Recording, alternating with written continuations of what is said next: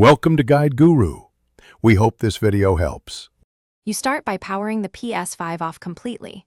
Hold the power button until you hear 2 beeps, which ensures true shutdown.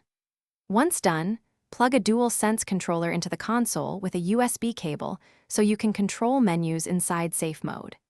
Make sure you have PSN login details and any external USB drive for backups accessible. This prevents delays when you choose rebuild or reinstall options later, and it keeps your data safe versus improvising mid-procedure.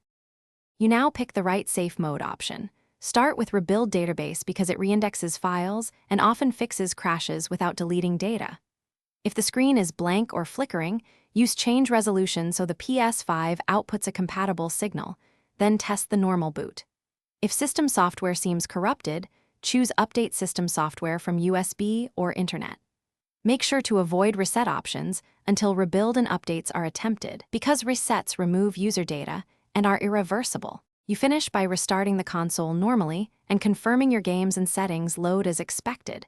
If everything is good, you're done.